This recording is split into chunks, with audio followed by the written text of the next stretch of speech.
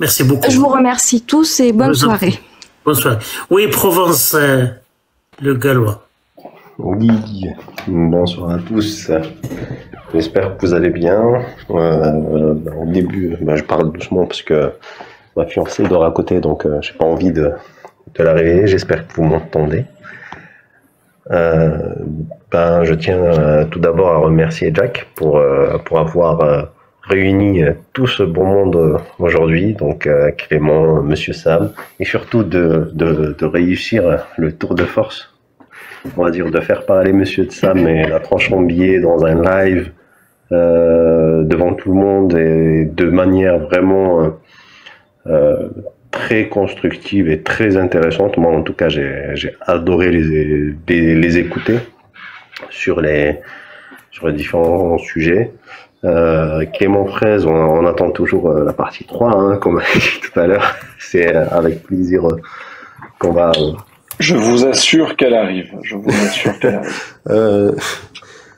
Oui, bien sûr qu'elle va arriver. Sinon, on va faire grève ou on va faire quelque chose. De toute façon, c'est inacceptable. Est-ce que tu as une question? Oui, j'ai une question. Mais t'es même pas foutu. T'es même pas foutu de savoir ton prénom. Je trouve ça un peu grave. Ouais. Mais bon, quand je te l'ai dit la dernière fois, je suis fort en maths, donc c'est déjà ça. Oui, c'est une légende. Et c'est un vieil homme qui me l'a dit, hein. Encore une fois, toujours. Avec un cheval mort et tout. Ouais. Exactement. On connaît. On perd des gens. Mais bon, ma question est surtout, c'est pas vraiment une question, mais c'était, on va dire, ma vision, mon humble vision. Je prétends pas avoir la science infuse, loin de là, sur toute la discussion autour d'aller parler chez des gens, etc. Moi, personnellement, je considère que toutes les méthodes sont bonnes, et surtout, c'est avec l'exercice qu'on va s'affiner. C'est que si Monsieur Sam ou tel ou tel, tout le monde arrête d'aller chez les gens, on peut plus affiner nos méthodes pour parler avec ces gens-là. Parce que ce n'est pas ces gens-là dont il faut changer d'avis, mais c'est surtout ceux qui le suivent, qui les suivent. Si on décide de les abandonner, moi personnellement, si on sauve ne serait-ce qu'une seule personne. Pourquoi c'est à eux de changer d'avis? Pourquoi ça serait pas à toi de changer d'avis? Ça pourrait. Il y a justement. Tu dis ces gens-là, c'est pas comme ça qu'on va leur faire changer d'avis à ces gens-là.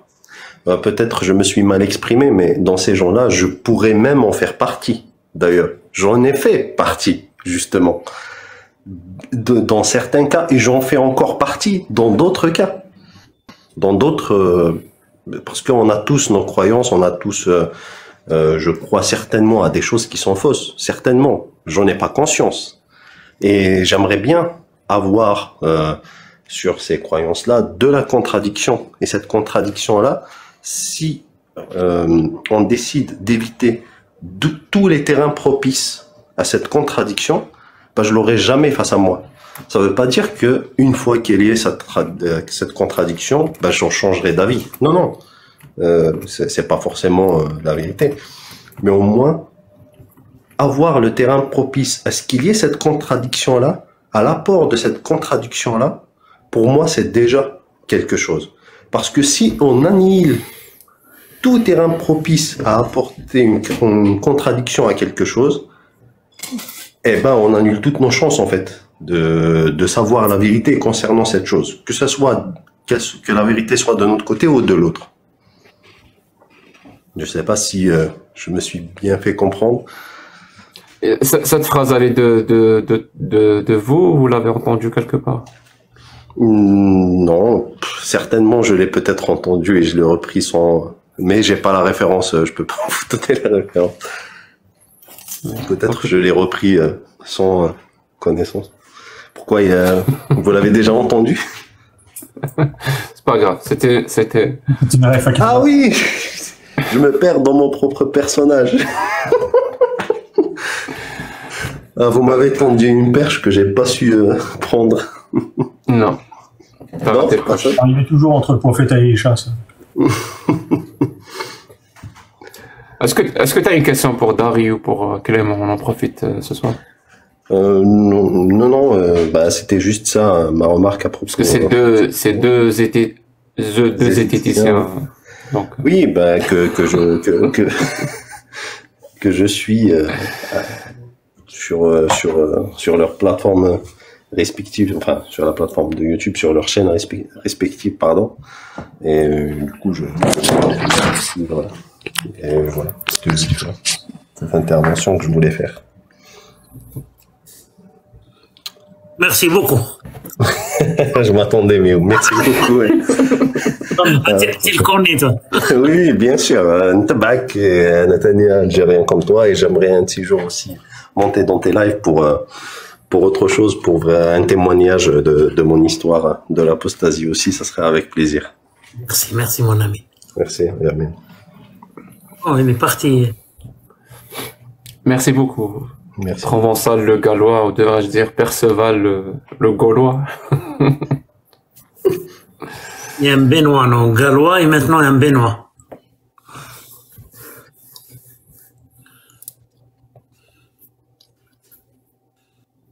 On peut finir sur des débats sur l'islam sunnite méhop ou pas? Why not? Je sais pas. Est-ce que ça dérange quelqu'un? Non, il faut.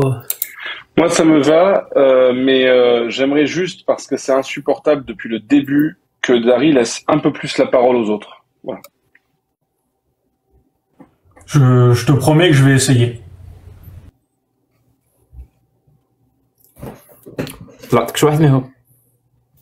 Oui, il y a André. Est-ce que vous me permettez une pause de 2 minutes? J'ai envie juste de marcher un peu parce que là, je commence à avoir mal au dos. Marche, Jack, t'as jamais marché, toi. Est-ce qu'il y a un musulman sunnite qui veut... J'interviens si jamais il y a des questions de paranormal et de MI avec grand plaisir. Voilà.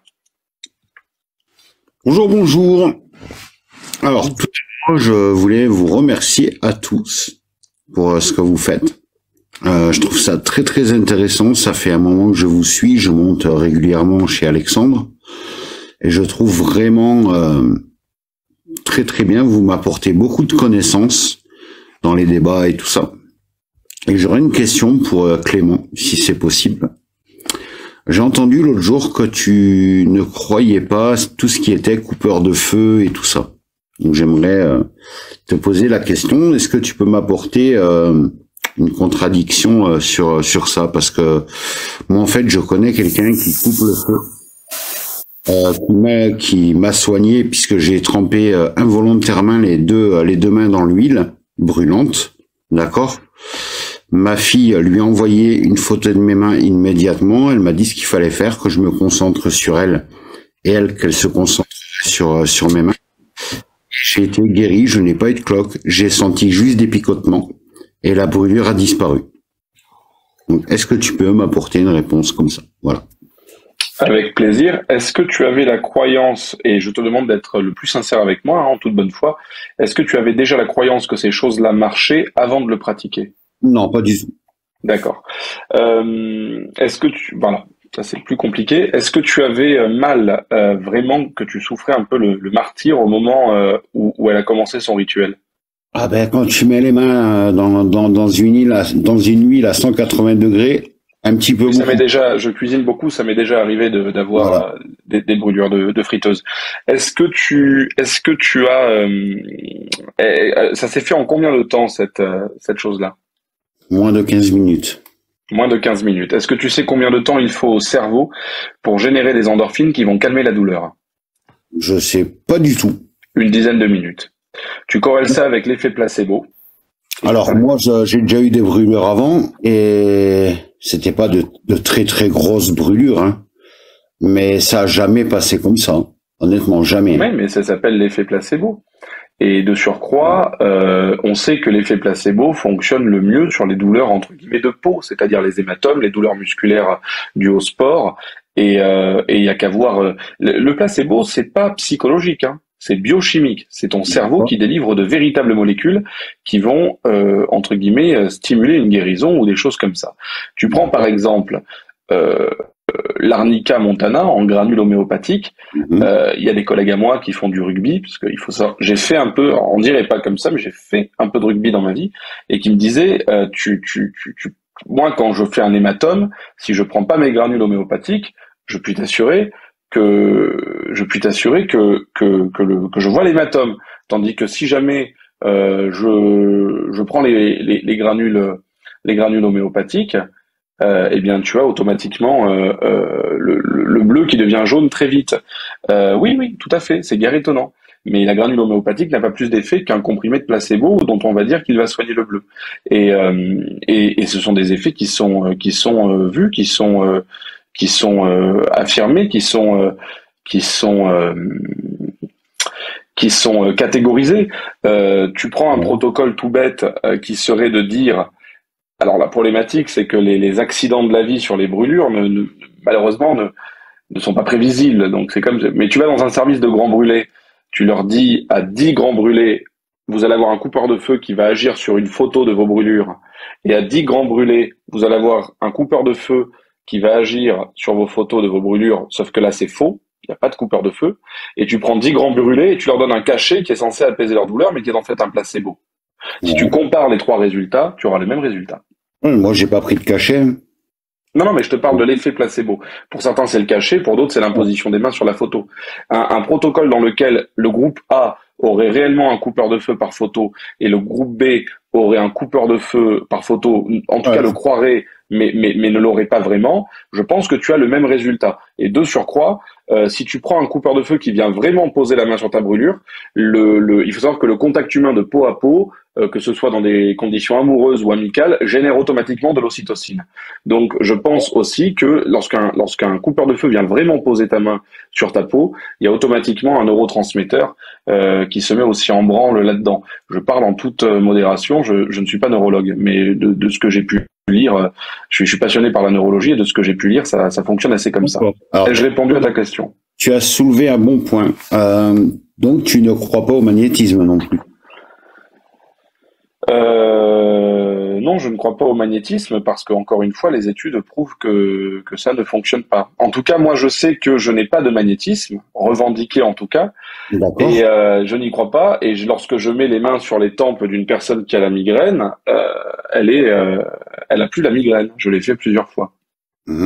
Alors, je vais être franc avec toi. Moi, j'ai été opéré d'une tumeur au cerveau, enfin, juste en dessous du cerveau, mais ça fait partie du cerveau. Quand j'ai été opéré, le neurochir a réussi à enlever 40% de cette fameuse tumeur. Il restait 60% qui étaient calcifiés. D'accord? Ma fille a énormément, moi j'ai du magnétisme, mais ma fille en a énormément. D'accord? Et après l'opération, j'avais des grosses migraines, tu vois. Des gros maux de tête. Et plusieurs fois, elle a posé les mains sur ma tête. Et 6 mois après, j'ai refait un scan, puisque c'était obligatoire, je n'avais plus rien. Tu l'expliques comment? J'ai pas le scan sous les yeux et je ne suis pas cancérologue ou oncologue. Sur un cas personnel, je ne peux pas l'expliquer. Là, tout de suite, j'ai pas les dossiers, j'ai pas ton passif, j'ai pas les éventuels biais, je n'y étais pas. En revanche, je peux te donner des expériences où le magnétisme n'a pas été mis en exergue. Quand on tente de démolir une prétention scientifique ou pseudo-scientifique et que l'on n'y arrive pas, on estime que ça peut être vrai. Si tu tentes de prouver quelque chose moi je peux te prouver que le magnétisme existe parce que quelqu'un a été frappé 3 fois de suite par la foudre. C'est un cas sur des centaines de milliers de millions. Est-ce que ce mec attire la foudre? Je ne pense pas. C'est un cas statistique extrêmement rare. Peut-être que tu as un cas statistique extrêmement rare, peut-être que tu en as d'autres à me donner, mais ce que je peux te garantir, c'est que on ne peut pas, sur ce genre d'exemple personnel, tisser une véritable connaissance. Et en réalité, lorsque l'on tente de mettre en exergue le mentalisme, putain de merde, le magnétisme, cela ne fonctionne pas des masses. D'accord. Mais écoute, ouais, après, le neurochir a été très... Moi, j'aimerais te poser une question, Mika. Mais si tu as le contact de ce neurochir, pour le coup, pour mes connaissances personnelles, ça m'intéresserait vraiment de rentrer en contact avec lui. Alors, il y aura le secret médical, bien sûr, mais j'aimerais beaucoup savoir. Quand Cassius avait demandé à vous faire monter en follower, j'avais donc immédiatement cliqué sur toi et sur ton mort pour vous ajouter, pour vous faire monter un petit peu. Voilà, parce que je vous suis depuis un petit moment quand même. Vous m'entendez ou pas? Oui, je t'entends. Oui, on t'entend. Ah, ok. Je check juste quelque chose. Si on a des études scientifiques sur le placebo par rapport aux personnes religieuses, ça m'intéresse. Ton micro. Merci. Moi j'ai une question, Mika. Oui. Donc les migraines et même la partie calcifiée ont disparu parce que ta fille a posé ses mains sur ta tête. Oui. Tu l'expliques comment? Ben pour moi, ça serait parce qu'elle a beaucoup de magnétisme. Après, est-ce que c'est vrai? Pourquoi c'est cette explication que tu as privilégiée? Parce que dès qu'elle me posait les mains sur la tête. Oui, non, ça c'est bon, ça on a compris. Mais pourquoi c'est cette explication que tu as privilégiée? Je te propose une autre. Hein. Parce que quand elle pose ses mains, c'est un djinn qui fait le travail. Rien à voir avec le magnétisme, rien à voir avec ta fille. C'est un djinn, donc c'est un être de la mythologie islamique. C'est lui. C'est lui qui a fait tout le travail. Je te propose une explication. Oui, bien sûr. Elle te plaît ou pas? Pas plus que ça, non. Pourquoi tu l'acceptes pas? Parce que déjà, je comprends pas tout ça. Déjà, premièrement. Et donc puis, ça te semble quand même une explication assez farfelue. Ouais, je pense que c'est pas trop rationnel. C'est pas trop rationnel. Donc, que je te propose une explication qui est farfelue et qui n'est pas trop rationnelle, c'est légitime que tu la crois pas. On est d'accord? Ouais. À ton avis, ton explication à toi du magnétisme, est-ce qu'elle est farfelue et est-ce qu'elle est rationnelle? Alors, je pense que c'est quand même assez vrai, parce que j'ai plusieurs exemples, dont ma maman qui avait un gros zona.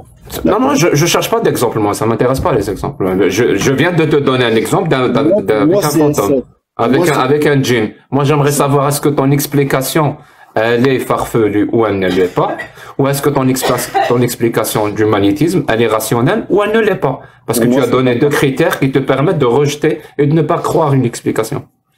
Pour moi, ce n'est pas farfelu. Attends, il y a Clément qui veut... Ah. Non, mais pourquoi? Je sais pas. Pourquoi l'explication du djinn, elle est farfelue et ton explication du magnétisme ne l'est pas? C'est quoi la différence? Le djinn, je pense que c'est dans des croyances, non, déjà? Ouais, moi, le magnétisme, c'est quoi la différence avec le magnétisme? Ben moi, je suis pas croyant du tout, déjà, donc... Mais est-ce que tu es chrétien ou musulman ou Non, deux secondes, Clément, si tu me permets. S'il y a des gens qui croient au djinn, est-ce que ça fait parce qu'il y a des gens qui croient au djinn, il y a leur pouvoir curatif, donc ça devient vrai ou ça ne suffit pas? Non, je pense pas.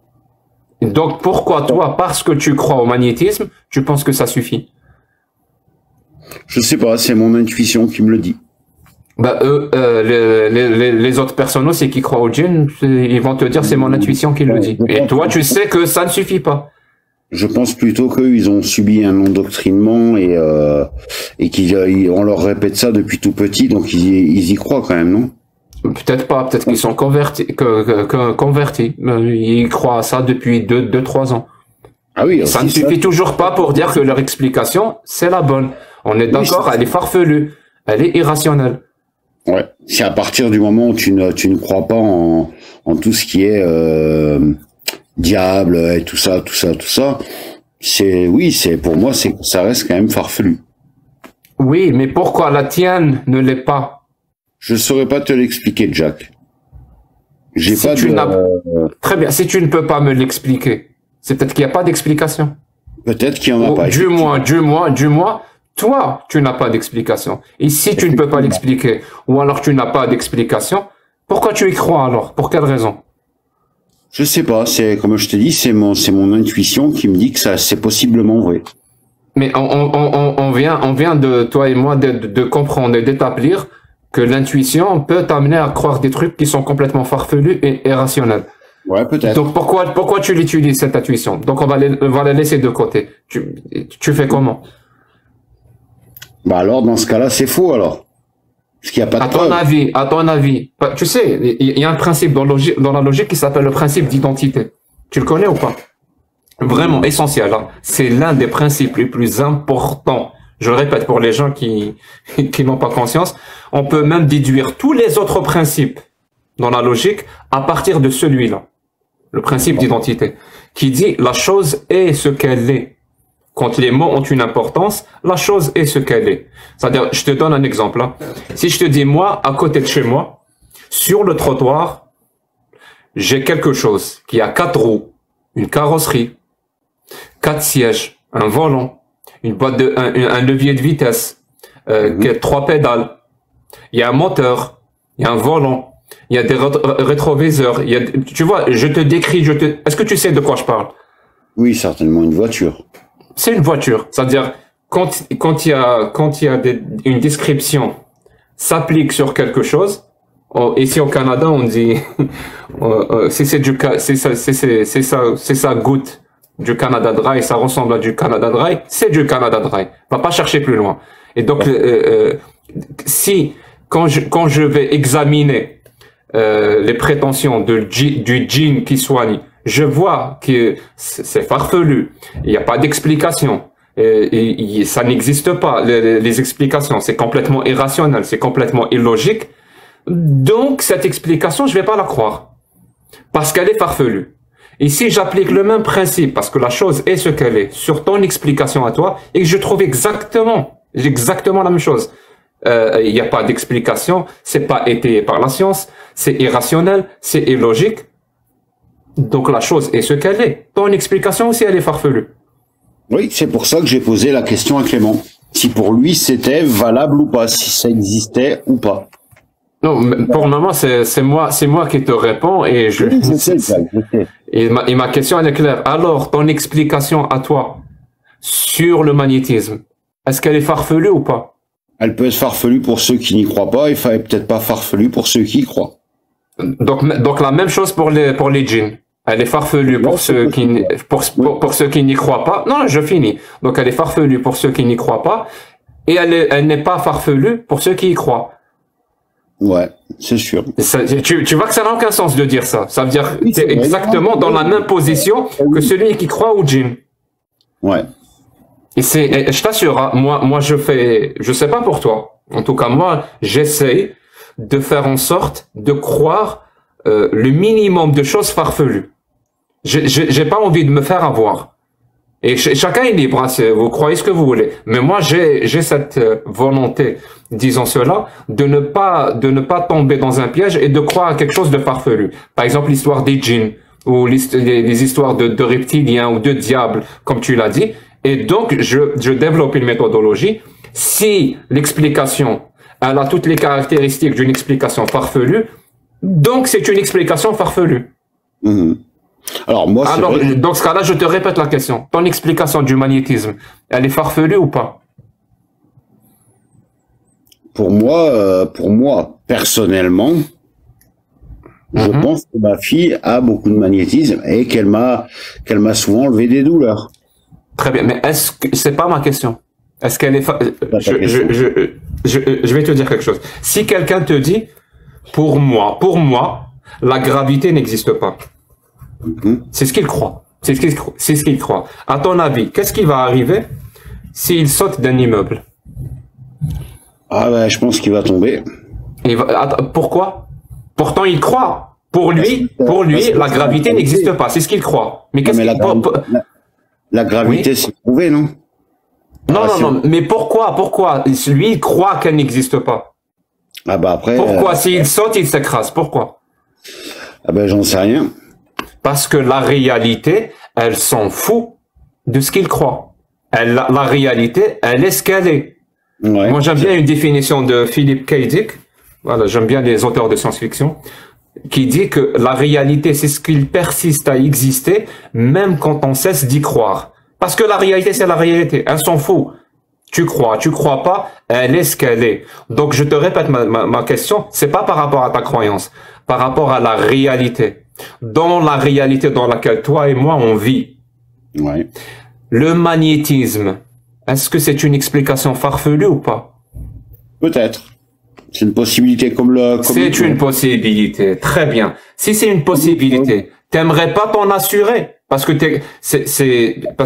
tu y crois, ça serait intéressant de savoir si cette possibilité, apparemment tu as admis cette possibilité, ça serait intéressant de savoir si cette possibilité, ben, elle est vraie ou pas. C'est pour ça que Parce que tu y crois quand même. C'est pour ça que je pose des questions. Je me questionne quand même. Oui, non, mais c'est très bien. Pour le moment, je trouve que tu as une démarche parfaitement cohérente. Je n'ai rien à te reprocher. Mais je te dis juste... J'aime bien savoir les réalités des choses, en fait. C'est pour ça que... Alors, c'est un proverbe chrétien, mais je suis comme Saint Thomas, en fait. J'approuve que ce que je vois. Voilà. Je sais pas, moi je vois pas l'électricité, mais pourtant, si je mets mes doigts dans une prise... Ah, pourtant, on peut l'avoir quand même, l'électricité, dans certaines... tu sais, les petites boules, tout ça, là. C'est pas l'électricité dont je parle, mais je vois pas l'oxygène, et pourtant je sais que je le respire. Non, oui, mais ça, c'est pas une bonne façon de discriminer entre le vrai et le faux dans la réalité. Moi, vraiment, ce qui m'intéresse, c'est, est-ce que toi, tu as, comme moi, le souci de ne pas te faire avoir et de tomber dans une croyance qui était complètement farfelue. C'est pour ça que je vous suis régulièrement. Je suis souvent là, que ça soit sur les lives de Cassius, tes lives. Alors les lives de Miouk, j'y vais pas trop parce que je comprends pas l'arabe. Alors de temps en temps, effectivement, vous parlez le français, mais et j'apprécie énormément de vous écouter. Je vous écoute pendant des heures et des heures, y compris la lanterne, un peu tout Karim, Amir. Et tout ça. Et j'apprends beaucoup de choses. Et c'est vrai que vous démontrez complètement des irréalités que les gens croient aveuglément. Et c'est pour ça que tu sais, c'est pas que les gens croient aveuglément. La croyance, je vais continuer à utiliser tes termes, hein, parce que ça va être plus facile pour la suite de la conversation. Le fait que des gens croient à des histoires farfelues, ce n'est pas, je le répète, hein, ce n'est absolument pas relié à l'intelligence. Ça n'a rien à voir.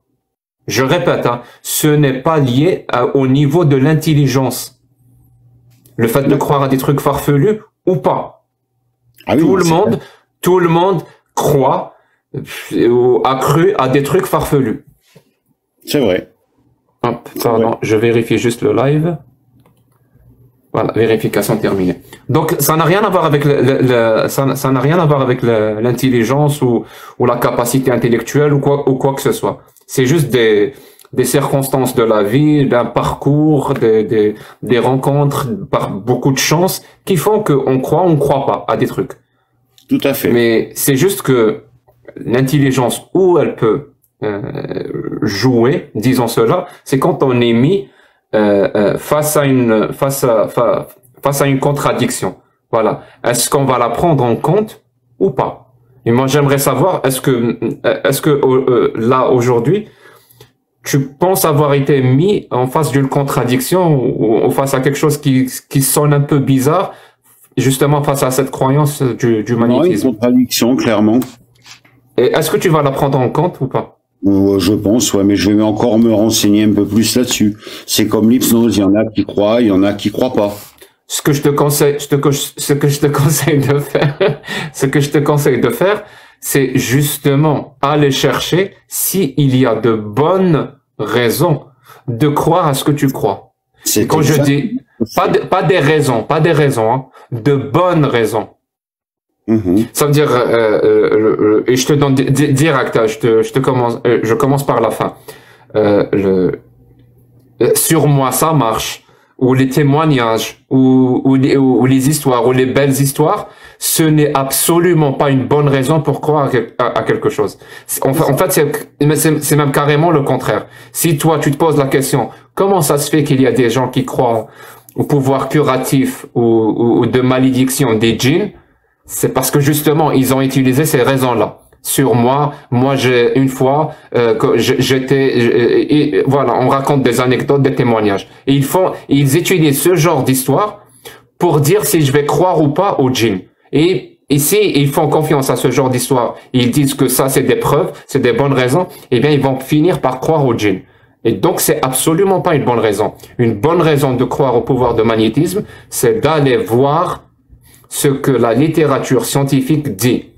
Et je te spoil, hein, la littérature scientifique, elle est claire sur ce point. Ce truc-là que tu appelles le magnétisme n'existe pas. D'accord. Voilà. Ok. Ben, merci pour tout ça. Je me permets de rajouter que donc j'ai des études qui sont là, je viens de trouver au moins 5-6 études. Et donc qui sont par sexe, etc. Donc il y a plus de 57% des migraines, par exemple, qui peuvent être retirées par la simple imposition des mains ou par un placebo. Très souvent d'ailleurs, quand on prend du Doliprane et qu'on avale le verre d'eau, c'est généralement le verre d'eau parce que la simple action du cachet déclenche un placebo et de surcroît, le verre d'eau donne une réhydratation. Ensuite, par rapport à quelqu'un qui demandait dans le chat, je vois là une étude qui dit que les premiers résultats, alors c'est une étude qui a été faite sur une quarantaine de personnes et qui montre, alors c'est un échantillon faible mais c'est encourageant, qui montre clairement que dans le contexte de croyances et de pratiques religieuses, les placebos peuvent modifier l'expérience de la science émotionnelle et du contrôle cognitif, ce qui s'accompagne de changements de connectivité dans les réseaux cérébraux associés et donc a fortiori de guérison. Voilà. Donc du coup, ouais non, moi je pense qu'encore une fois, tu parlais de l'hypnose tout à l'heure. L'hypnose, elle a été discriminée, c'est-à-dire dans le sens où on a catégorisé dans l'hypnose ce qui se faisait, ce qui se disait. On sait aujourd'hui trier le bon grain de livret en hypnose et on sait ce que l'hypnose est et on sait ce que l'hypnose surtout n'est pas. Et c'est pas parce qu'il y a énormément de croyances autour de l'hypnose qui sont des croyances qui se rattachent à la psychanalyse, au non-conscient et à toutes ces bêtises, à l'inconscient freudien avec un grand I majuscule, à la transe, à Erickson, tout ça c'est des conneries. Au demeurant, l'hypnose existe, c'est une interaction sociale et elle a été montrée scientifiquement, bien sûr. Oui, puisqu'il y a des gens qui sont réceptifs et d'autres non.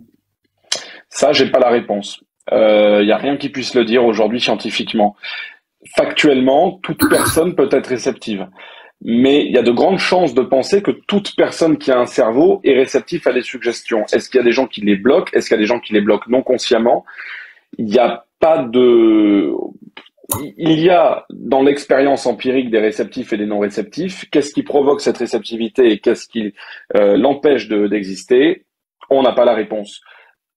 Moi, je suis d'avis de penser que toutes les personnes qui ont un cerveau qui comprennent les mots de l'hypnotiseur sont susceptibles d'être hypnotisées.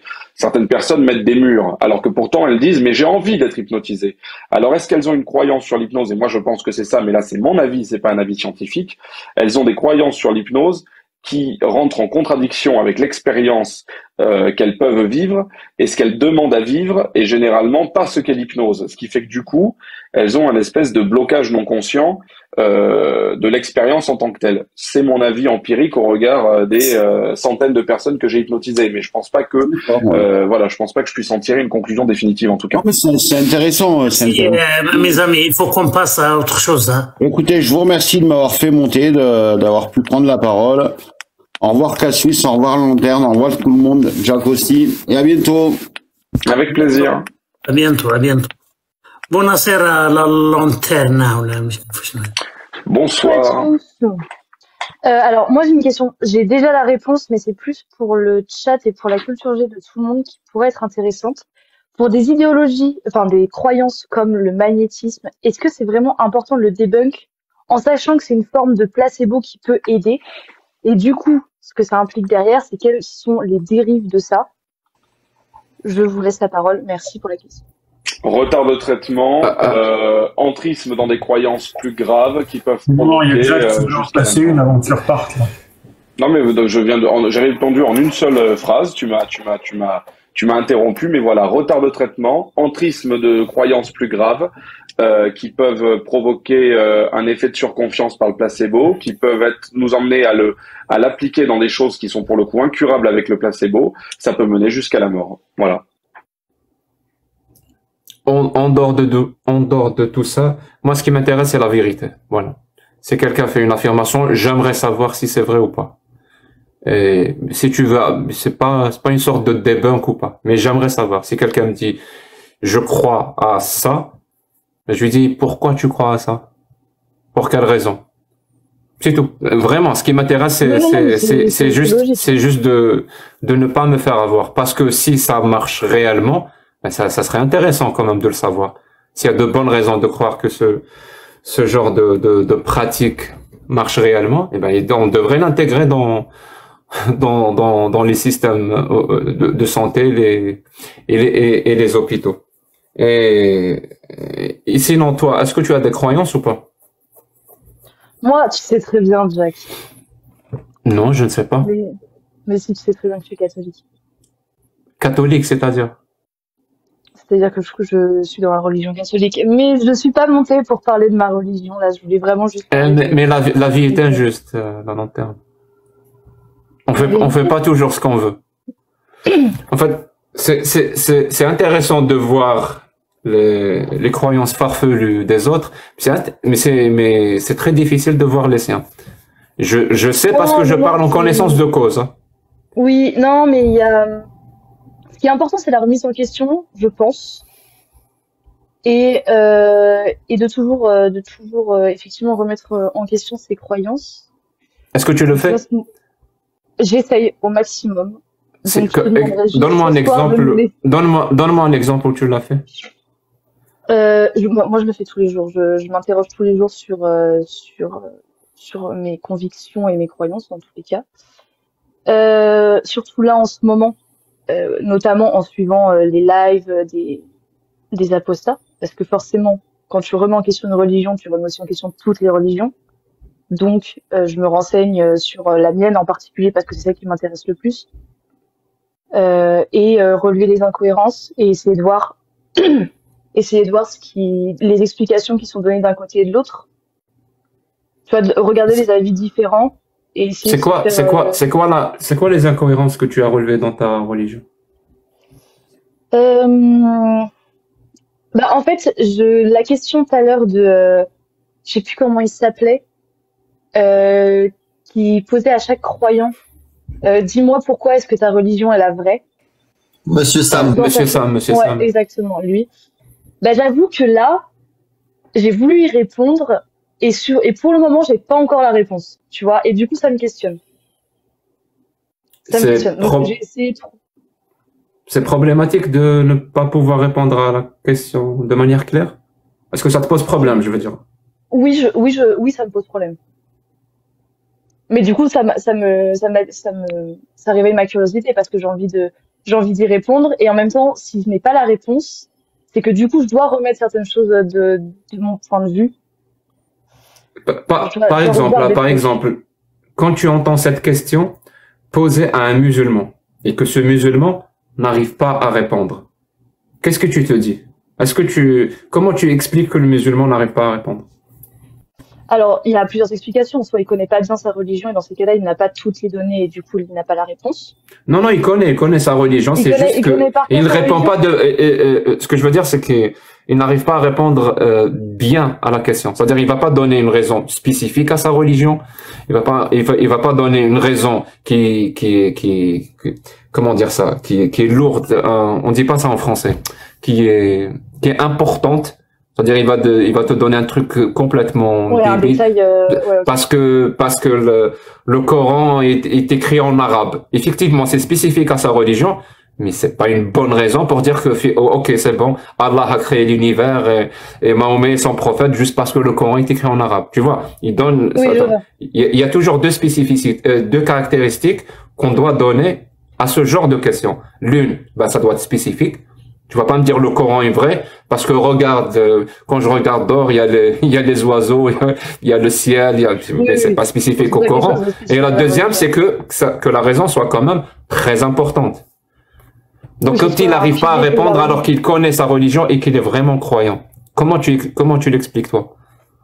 Bah, que la religion n'est pas la bonne, du coup. Fondamentalement. Et toi, tu connais... Très bien, c'est que la religion n'est pas la bonne. Et toi, tu connais bien le catholicisme ou pas? Eh ben, je pensais, honnêtement, je pense que j'avais un ego là-dessus qui était assez violent. Et en fait, je me suis bien remise en question en regardant pas mal en lisant et en regardant pas mal de vidéos. Là, honnêtement, il y a un gros questionnement en ce moment. Sache-le. Non, mais il y a deux réponses possibles à cette question. Ce que je veux dire, c'est oui, je connais bien. Non, je connais pas bien. Tu vois un truc? Je pense que c'est plus compliqué que ça, que oui ou non. Non. Je connais bien. Non. Moi, je pense que si. Moi, je suis sûr et certain que non.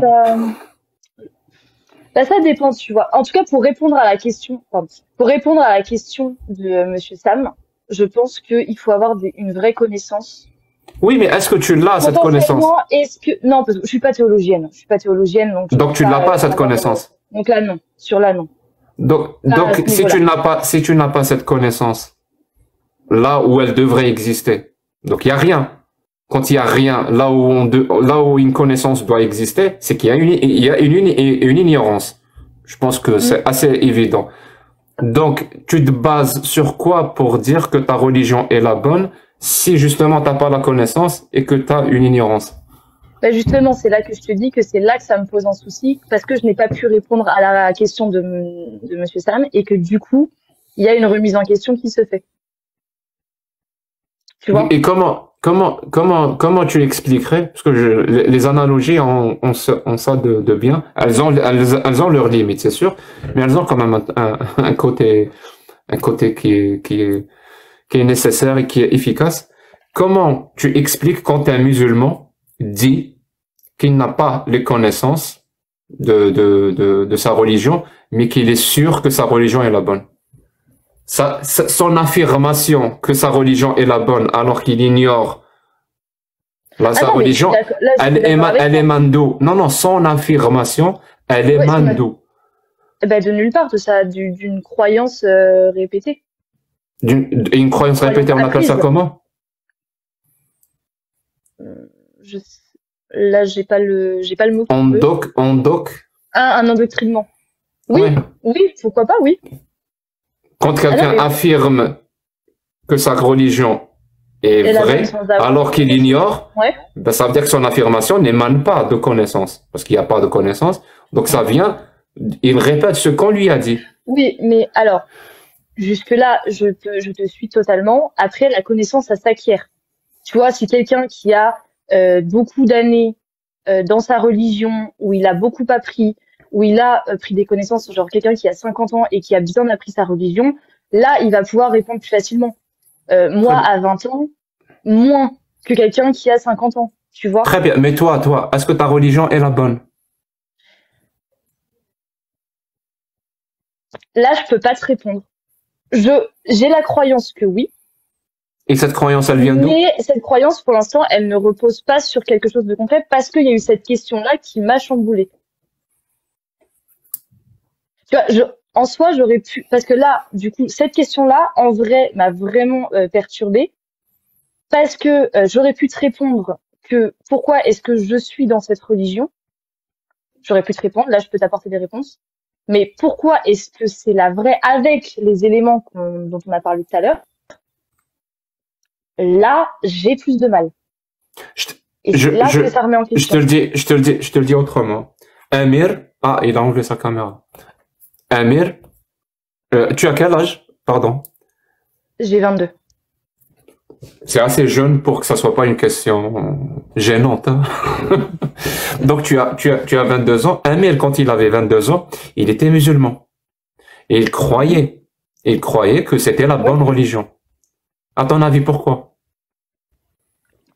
Parce que soit il n'avait pas les connaissances du coup pour connaître sa religion et du coup pour voir les problèmes qu'il y avait dedans, Soit parce qu'il était et du coup endoctriné forcément. Je sais pas. À ton avis, pour je vais te donner deux exemples comme ça. Après, comme ça va être clair. Comme ça va être clair. Donc, comme ça va être clair. Amir, quand il avait 22 ans, il était musulman. Et il croyait que l'islam était la bonne religion.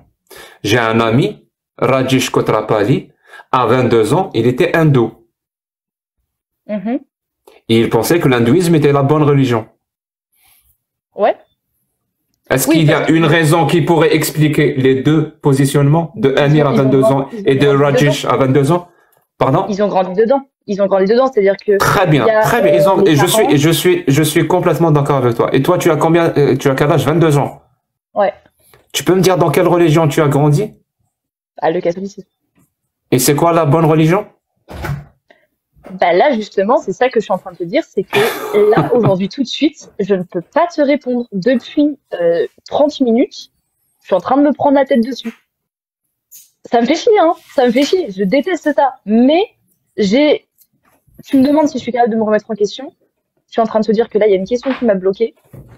Et que justement, je veux cette remise en question parce que j'ai pas la réponse. Et que ça remet en doute beaucoup de choses. Ça veut pas dire que je vais quitter ma religion dans les 3 mois, hein, vous inquiétez pas. Parce que je suis en train de... Inch'Allah. non, Amir, toi, il est en train de péter un câble. Mais... Inch'Allah, comme on dit en Bretagne. Après, peut-être que j'ai la réponse et qu'en fait, je l'ai pas là maintenant, ou peut-être que je n'aurai jamais la réponse et qu'en fait, je vais apostasier, ou en fait, il y a toutes les possibilités qui s'ouvrent avec cette question. C'est ça qui est intéressant. Donc, est-ce qu'il y a une possibilité? Est-ce que tu visualises ou tu conceptualises ou cette possibilité-là que tu pourrais apostasier? Est-ce que cette idée-là te passe par la tête ou pas du tout? Bah, déjà, non, en vrai, c'est dur. C'est dur parce que il y a, c'est le pari de Pascal dans ma tête qui est en train de me dire, en fait, t'as rien à perdre à croire, surtout dans ma religion qui m'interdit pas grand-chose quand même. Je peux boire de l'alcool, je peux faire plein de trucs, j'ai pas d'interdiction alimentaire. C'est pas la question. C'est pas la question. Non, mais attends. Non, mais justement, attends, laisse-moi finir. Et du coup, le pari de Pascal, avec ma religion, me fait croire que j'ai moins à perdre en étant croyante que en n'étant pas. C'est ça qui bloque plus. Parce que, en soi, dans mon quotidien, c'est pas une religion qui est très contraignante. Aller à la messe 1 fois par semaine. Et si tu as raison, que ta religion, c'est vraiment la bonne religion. Supposons, hein, tu as raison. Et que on meurt tous, donc toi aussi tu vas mourir, et tu vas rencontrer Dieu. Il va te poser cette question. Pourquoi tu as cru en moi? Tu vas lui répondre parce que j'ai fait un pari. Ouais, j'avoue que vu comme ça, c'est pas ouf. Ben, c'est pas du tout ouf, hein, je peux t'assurer. Moi, si j'étais Dieu... En vrai, c'est intéressant. Non, en vrai, c'est intéressant. Mais non, parce que il y a le côté... alors, dans ma croyance actuelle, quand tu meurs, tu arrives devant Dieu et en fait, tu es en état de conscience. Et donc, tu réagis comme tu as réagi toute ta vie. Si toute ta vie, tu as rejeté Dieu, quand tu arriveras devant lui, tu le rejetteras. C'est pas Dieu qui choisit si tu vas en enfer ou au ciel, c'est toi qui choisis, en fait. Donc, en fait, par ça, il y a tout tu vois le cheminement qu'il y a à faire ou pas? Non, mais est-ce que tu envisages la possibilité ou pas? C'était ça la question de départ. Hein. Je sais pas pourquoi tu m'as parlé du pari de Pascal, mais moi, c'est quand même vraiment ma question. Parce que justement, il y a le pari de Pascal qui rentre en jeu dans cette possibilité-là qui est, en fait, c'est très dur. Non, mais le pari de Pascal, non, je te le dis direct, hein, le pari de Pascal, il est complètement claqué au sol. Il a été débunké. Je crois le jour même ou le lendemain de sa formulation, parce que ça tient pas la route, parce qu'il n'y a pas une seule religion, il y a des milliers de religions, donc il n'y a pas de pari, c'est-à-dire le musulman pourrait faire exactement la même chose, l'hindouiste pourrait faire la même chose, le bouddhiste, le zoroastrien, le juif, donc c'est plus un pari. Tu cumules le pari de Pascal avec ma religion, moi j'ai plus à gagner. Non, mais tu cumules rien du tout. Parce que un pari, quand on fait un pari, c'est parce qu'on n'a pas de bonnes raisons ou des preuves. C'est pour ça qu'on fait un pari.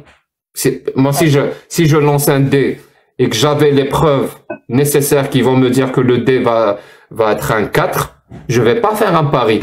Je sais que ça va être un 4. Et je donne les raisons, ça va être un 4 et ça va être un 4. Je fais un pari justement parce qu'il n'y a pas... Je finis juste ça. Je fais un pari justement parce qu'il n'y a pas... Il n'y a pas de preuve. C'est comme ça que c'est l'essence même du pari. Et dans ce cas-là, dans ton pari de Pascal, en plus des autres religions, de toutes les autres religions, on peut faire le même pari parce que justement, il n'y a pas de preuve. Je vais t'en rajouter un, moi. Je vais te dire que Dieu existe. Un Dieu existe. Et c'est lui qui a envoyé toutes les religions. Toutes les religions existantes sur Terre, c'est ce Dieu-là qui existe, qui les a envoyés. Et il a fait en sorte exprès que ces religions-là n'ont ni queue ni tête. Il a fait exprès. Pourquoi? Pour récompenser tous ceux qui ont travaillé leur intellect et ils n'ont pas cru à ces histoires farfelues. Ce Dieu-là, et il veut récompenser ceux qui usent d'esprit critique, de rationalité, de logique. Ils croient pas aux religions. Oui, ce Dieu-là, je finis. Ce Dieu-là, et donc il va récompenser les non-religieux et les religieux et il va les punir. Est-ce que j'ai des preuves? Ben non, j'ai pas de preuves.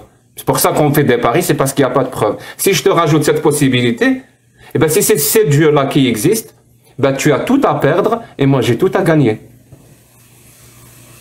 Oui. Non mais oui.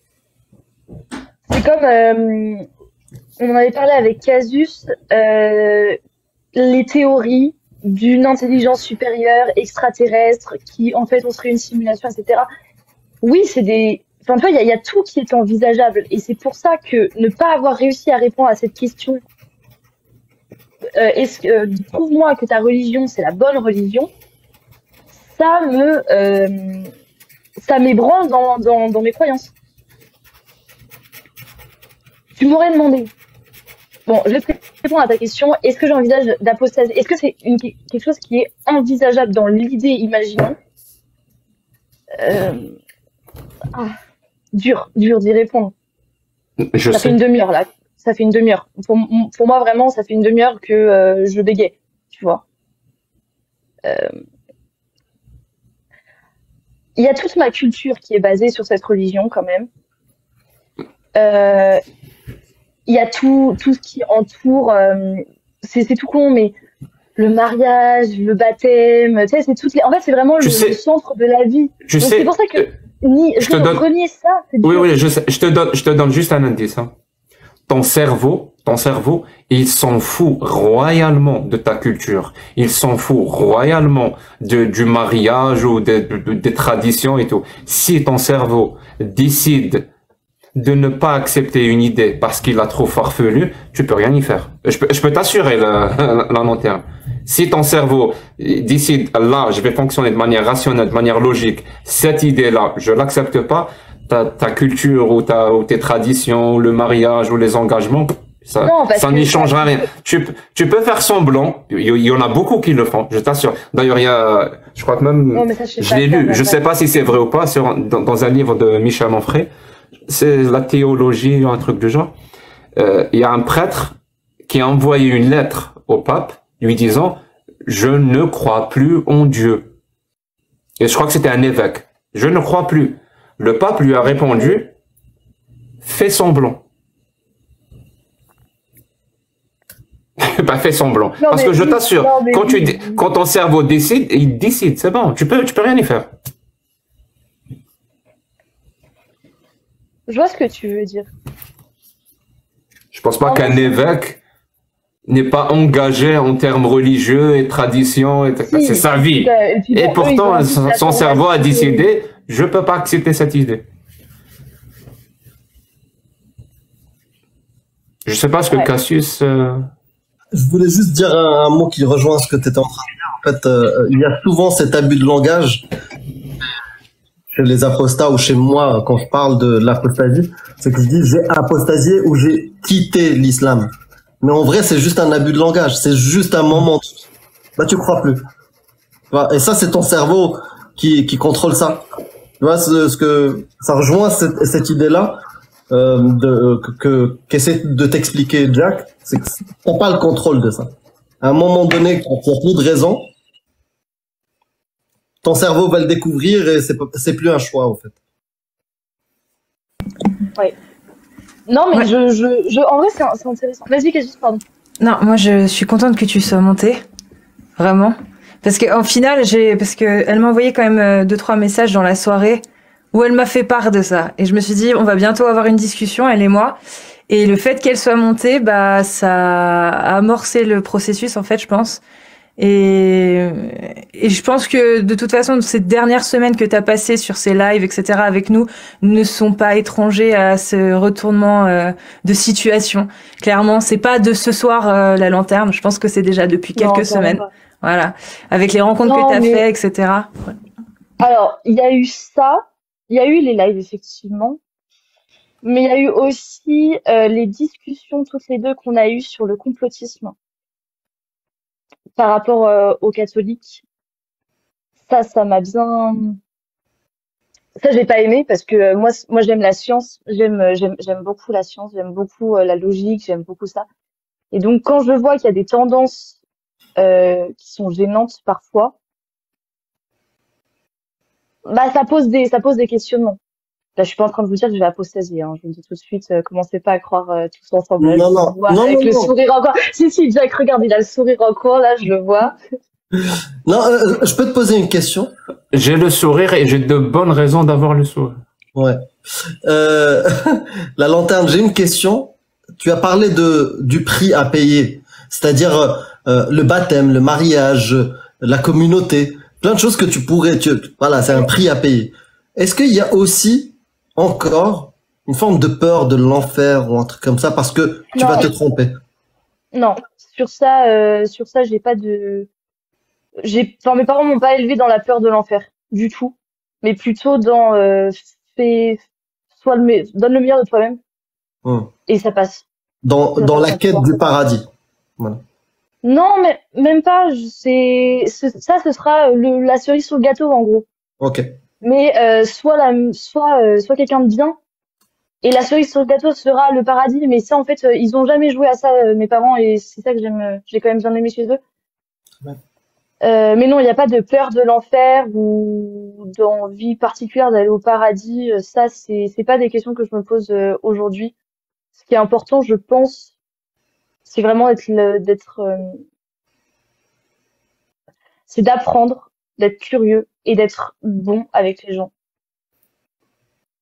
Et de se remettre en question, évidemment, tout le temps. Et c'est important. Okay. Merci beaucoup, la lanterne. C'est très courageux ce que tu viens de faire. Ouais, merci beaucoup. Et je réponds juste à quelques commentaires. Je suis désolé de ce que je fais. Voilà, vraiment, hein, je le pense. Je sais que j'ai la rationalité un peu agressive. D'ailleurs, on en a parlé hier avec Dari. Je le sais. Mais c'est la seule façon, c'est la seule façon que moi j'ai trouvé de respecter les autres êtres humains. Voilà, vraiment, de ne pas les prendre pour des personnes qui sont incapables d'écouter une réelle critique directe, objective, même si elle est un peu...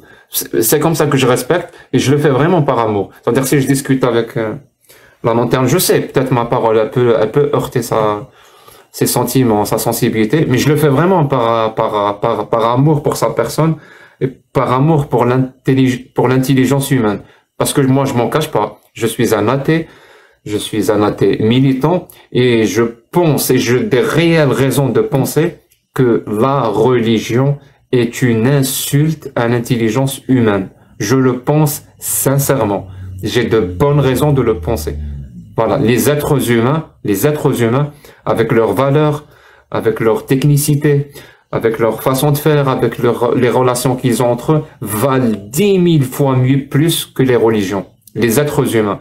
Parfois, on retrouve ces valeurs-là, humanistes, dans les religions. Et on se targue, on dit, ah, ma religion, elle a de bons côtés. Non, elle a juste volé quelques traits quelques traits appréciables chez l'être humain. C'est quand l'être humain se reflète dans une partie de la religion, ça fait que cette partie, elle est humaniste. C'est tout. Mais généralement, la religion elle-même, c'est vraiment une insulte pour l'intelligence humaine. Et je finis la phrase parce cette phrase elle n'est pas de moi, c'est de Weinberg, je crois, le philosophe.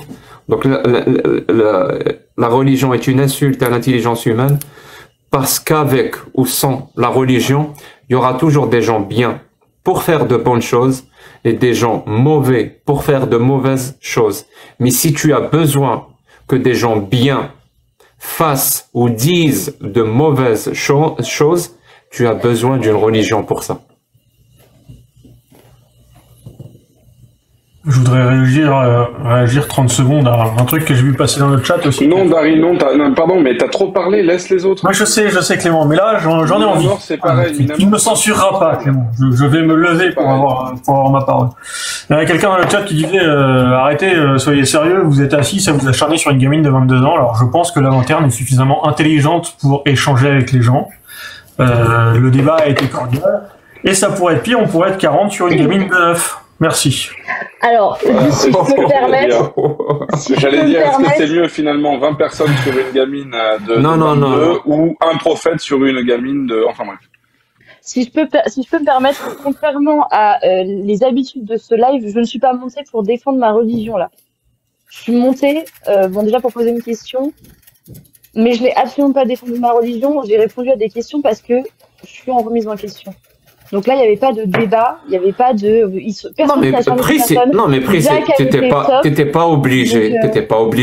Personne ne t'oblige à rester sur le... Personne. Elle peut partir quand elle veut. Voilà, elle est pas coincée. Clairement. Et d'ailleurs, sur ce, je vais vous laisser là. Juste utiliser le commentaire pour balancer la vanne sur Aïcha, hein. C'est pas contre toi. Il y en a qui essayent de chiner dans le chat, hein. Il y en a qui essayent de...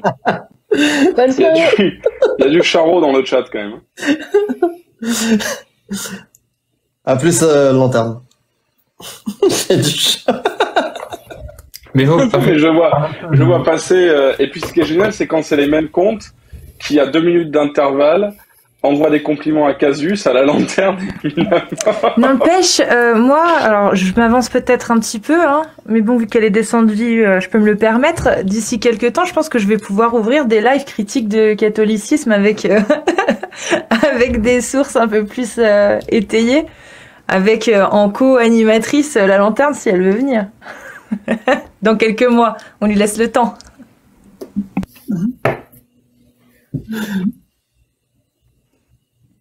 Bonsoir Charlie.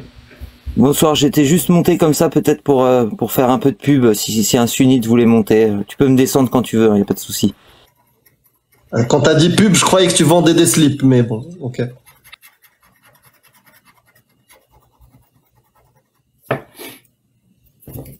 Ouais, oui, j'avais pas vu le slow bar là, mais c'est quand même particulier ça. Je savais que les Algériens mettaient leur drapeau absolument partout, tu vois, mais là c'est quand même un petit peu violent, quoi.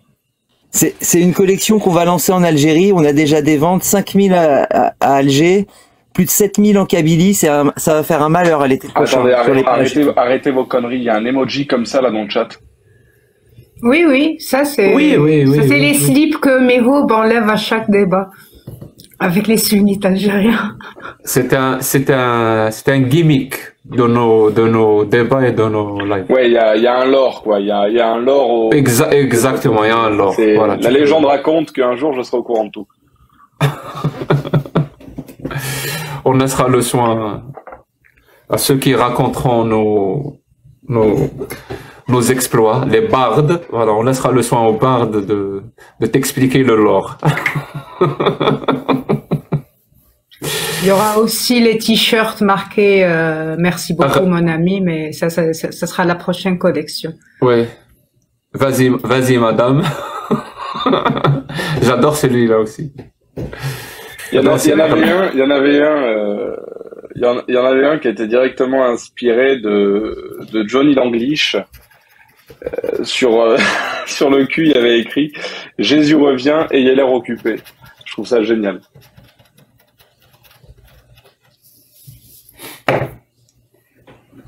Mihoub est en train de dormir, peut-être.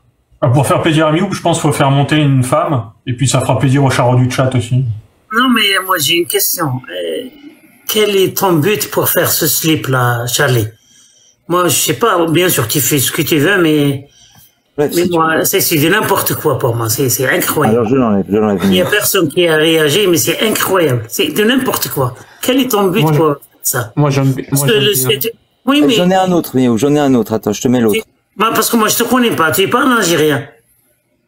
Non. Je sais qu'est-ce que tu vas monter. Tu es pas un Algérien, toi, non? Ah, si. Mon père, il vient d'Algérie.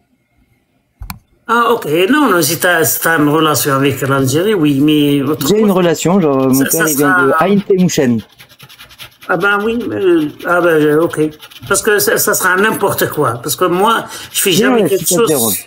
Non, ça me dérange pas, bien sûr. Mais juste... Je vais mettre un autre. Non, j'aimerais juste savoir pourquoi t'as fait ça. Pourquoi?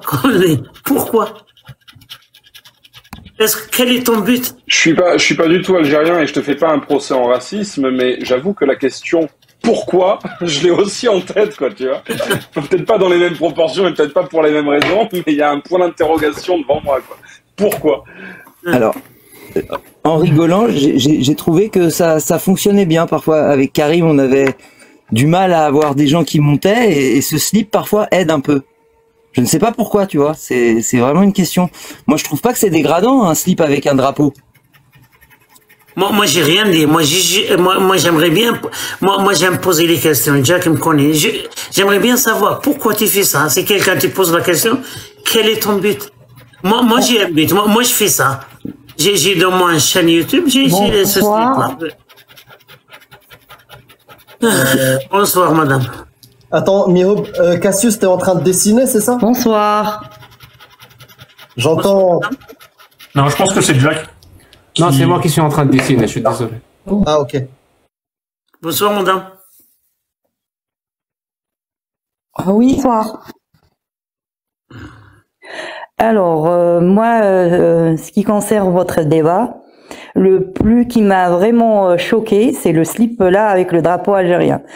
C'est que c'est vraiment décevant de voir des personnes un peu, pour moi c'est une moquerie, c'est de mettre un drapeau aussi, je sais pas, c'est un symbole d'un peuple et vous le mettez dans un slip. Moi si vous le faites, par exemple, vous prenez votre photo, vous la mettez au slip, ça me dérange nullement pas. C'est votre choix. Mais c'est un drapeau, et c'est un drapeau qui, pour nous les Algériens, c'est vraiment quelque chose intouchable.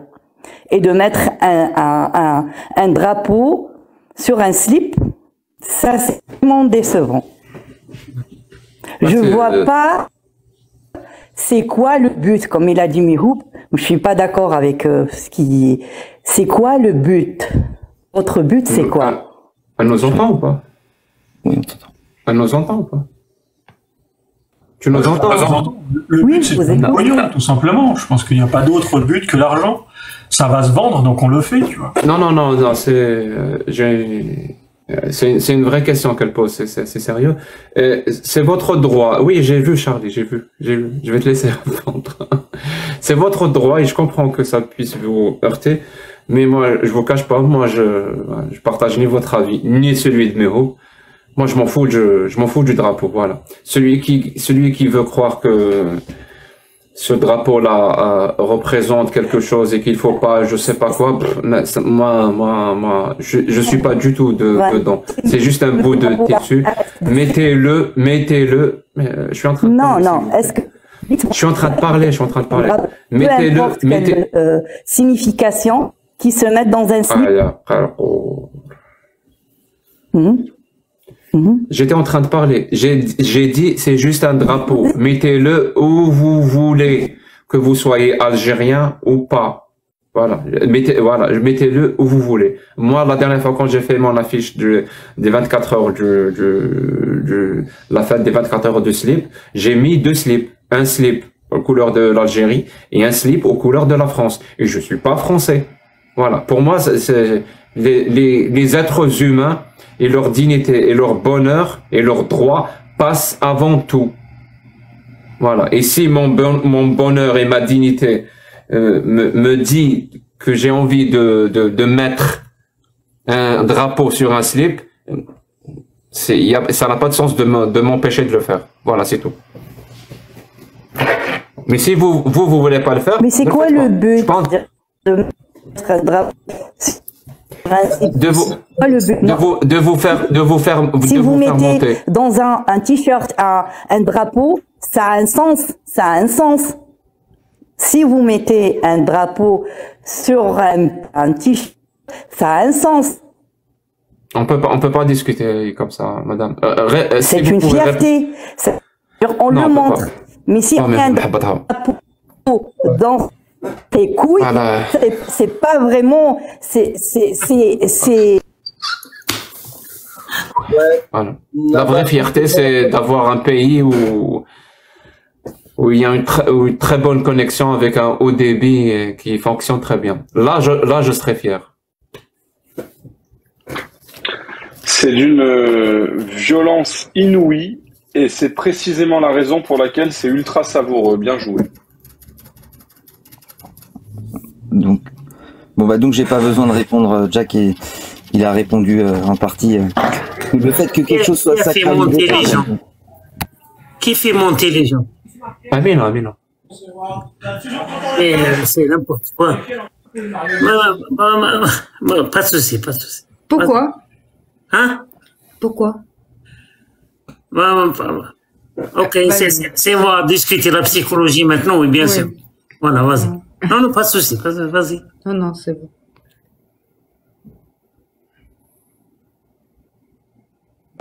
Pourquoi il y a un psychologue parmi nous? Oui, un psychologue. Bonsoir, madame. Mais je la connais pas, moi. Moi non plus. Bien sûr, Jack, tu as fait un débat avec elle 2 heures et tu... Si j'ai déjà débattu avec elle, alors pourquoi elle est revenue? Bonsoir, madame. Soumi. Ah oui, ça me dit quelque chose, Soumi. Ouais, tu as la vidéo sur... Allô, bonsoir. Soumeya, encore, c'est ça? Oui, on a débattu déjà, je suis passée dire bonsoir. Après, si vous voulez que je descende, il n'y a pas de souci. Hein. Je sais pas, est-ce qu'il y a des choses qui ont changé par rapport à vous depuis que la dernière fois qu'on a débattu? Des choses ont changé, c'est-à-dire par rapport aux positions que vous avez affirmées la dernière fois. Est-ce qu'il y a des choses qui ont bougé, changé ou absolument rien? Non, en fait, j'ai suivi vos débats depuis. À chaque fois, en fait, j'écoute un peu plus. Puis, oui, je suis tout le temps en réflexion. De toute manière, moi, je suis tout le temps en réflexion permanente. Hein. Si on s'arrête de se remettre en question, on s'arrête de vivre aussi. Donc, voilà. Mais après, c'est pas ça qui m'a fait complètement vriller ou changer de position. Mais j'ai essayé de faire des petites lectures par-ci par-là quand j'ai eu un peu de temps. Je manque de temps, c'est tout. Et puis voilà, j'ai fait... Madame, c'est toi qui as dit la dernière fois, les paroles de Dieu sont valables dans tous les temps. Ah, tu te souviens bien de ce que j'ai dit, Miroub? J'aimerais poser une petite question. Quel est votre prénom? À moins que vous voulez que je vous appelle Soumi, mais... Soumeya. C'est Soumeya, je l'avais dit. Je pensais que c'était un pseudonyme. Non, c'est un pseudo, c'est Soumi, mais c'est Soumia en fait. Soumia, d'accord, oui. Ouais. Parce que c'est, voilà. Donc Soumia, je voulais vous poser une question. Vous êtes psychologue, psychanalyste, psychothérapeute, psychopraticienne, vous êtes quoi? Je suis psychologue, j'ai un double diplôme, psychologue clinicienne, et puis j'ai repris mes études. Et je suis psychologue du développement. J'ai fait un peu de la neurocognitive. Et là, mon dernier diplôme, c'est psychologue du développement. D'accord, donc vous avez d'accord, ok. Donc vous avez j'ai une double casquette, mais j'exerce les deux en fait. Oui, bien sûr, mais vous avez le titre post bac plus 5, quoi, c'est ça? Voire 6, parce que j'ai Voire 6, du coup, avec psychologie clinicienne et psychologie développementale. D'accord, très bien. Voilà. C'était pour savoir, parce que j'ai beaucoup de gens, des psychologues, en fait, ce sont des psychanalystes. Et voilà. Et tout ce Non, qui est c'est pas mon cas. C'est pas mon cas. Je suis pas dans la psychanalyse. Et en termes de psychologie du développement, on est sur Piaget ou on est sur autre chose? Oui, Piaget de base, oui. Mais après là, en fait, comme j'exerce dans le domaine de l'handicap, je suis plutôt dans les méthodes ABA, Teach, voilà. Parfait. Voilà, c'est juste pour savoir. Merci infiniment. Voilà. Oui, bah, pour revenir à notre sujet, bah, vas-y Jacques, tu voulais me dire quoi par rapport à mes réflexions? Non, parce que je me souviens que la dernière fois, vous aviez éprouvé beaucoup de difficultés à nous donner de bonnes raisons et de bons arguments pour vos affirmations concernant la religion. Autrement dit, vous avez échoué à nous donner de bonnes raisons et des arguments. Vous le savez très bien que je peux pas défendre l'islam et que c'est indéfendable. L'islam est indéfendable. Bah, qui c'est qui va porter le truc, le flambeau de se dire, moi je suis capable de faire une exégèse sans erreur, sans qu'elle soit critiquable. Non, quand on dit l'islam est indéfendable, ça veut dire qu'il y a des choses horribles dedans, on peut pas le défendre. C'est indéfendable, ou vous voulez dire autre chose par ce mot-là, indéfendable? Non, en fait, que tel qu'il est posé là, aujourd'hui, on va dire que, en fait, les fondements, tout ça, a été posé par certains savants, par certains islamologues. C'est comme si c'était un peu fermé. C'est comme si maintenant, il faut trouver des portes d'entrée. Ces portes d'entrée. Je répète ma question. Quand vous dites indéfendable, est-ce que vous voulez dire indéfendable dans le sens où il contient des trucs horribles, donc il est indéfendable? J'ai pas dit ça. C'est pas dans ce sens. Que voulez-vous dire par indéfendable? Je voulais dire que, en fait, je voulais dire que il attend pas, en fait, ce que je voulais dire, que l'islam n'attend pas qu'il soit défendu, en fait. Voilà. Ah, il se défend lui-même. Ouais, par les fondements qui ont été déjà posés, qui ont déjà été discutés, tout ça. Ça ne veut pas dire que c'est pas critiquable, mais toutes les critiques, on sait bien qu'elles sont pas bienvenues et elles sont pas. D'ailleurs, il y a toujours cette idée où il faut pas chercher trop à comprendre. Et si vous, dans notre religion, moi j'ai toujours entendu ça. Sinon, si vous cherchez trop à comprendre, en fait, comme si vous takfar, comme si tu deviens apostat. Voilà, apostat. Pourquoi? Donc ça va dans le bon sens d'une bonne religion ou pas du tout? Non, bah je trouve pas ça bien parce que en fait, moi c'est incohérent même, parce que quand je lis certains versets où il dit que Dieu s'adresse à toujours à ceux qui sont aux gens qui réfléchissent. En fait, Dawil Uqul, Dawil Albab, c'est les gens qui ont un certain niveau. Donc Dieu, il s'adresse beaucoup à ce type d'individus. Les savants, Mais Allah lui-même dit que il faut pas se poser de questions sur des choses qui vous dépassent, parce que ça va finir par se retourner contre vous. Ça, je peux pas te l'affirmer. C'est un verset. Parce que comme toi, tu as dit, toi, tu as dit, il y a des gens qui te disent de ne pas trop poser des questions sur la religion. Non. C'est un verset. C'est Allah qui te dit ça. C'est pas des gens, c'est Allah qui le dit. Comme je le connais pas, je peux pas m'avancer. Mais en tout cas, quand Amina, tu te rappelles du verset? J'aimerais bien l'avoir, moi, ce verset. Je me rappelle juste du début. Je connais plus la suite.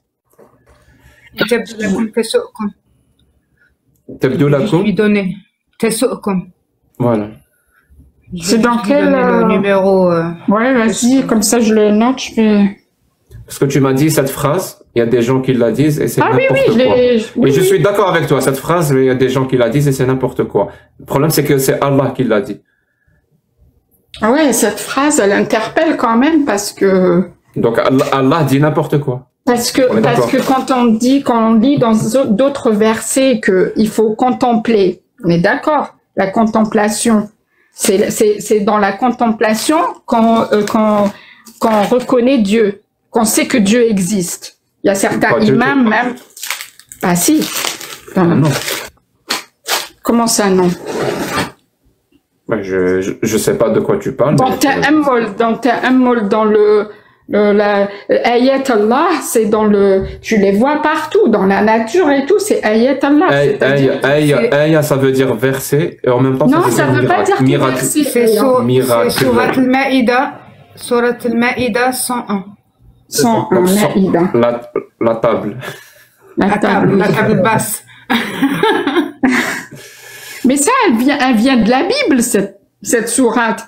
C'est Jésus avec les apôtres, ça raconte ça, en fait, le Maïda. Ça raconte beaucoup de choses parce qu'elle est... Elle est longue, oui.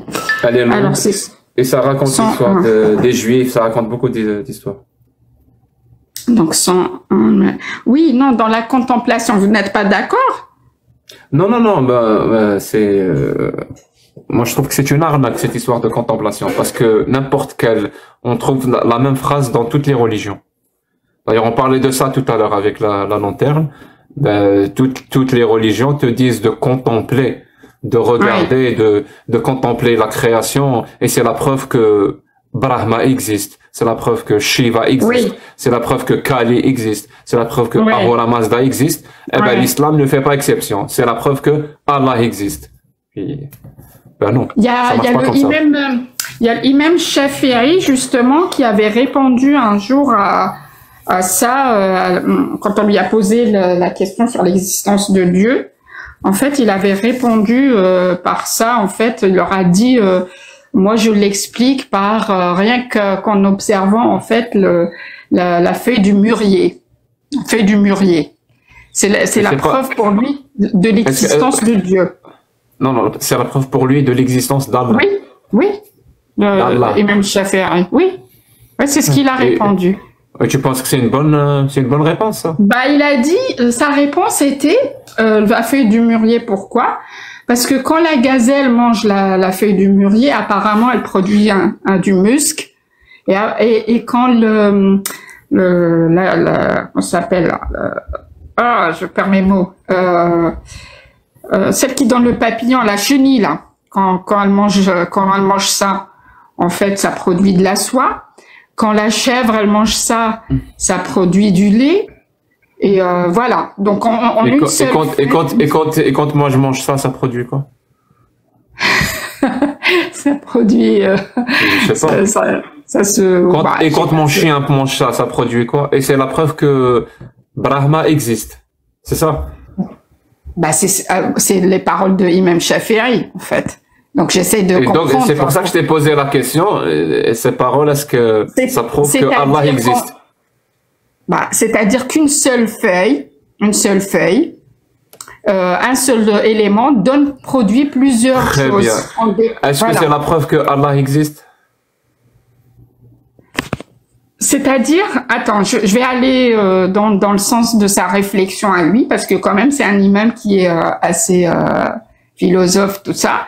Donc, c'est-à-dire que est-ce que l'être humain est capable d'engendrer quelque chose qui donnerait autant de...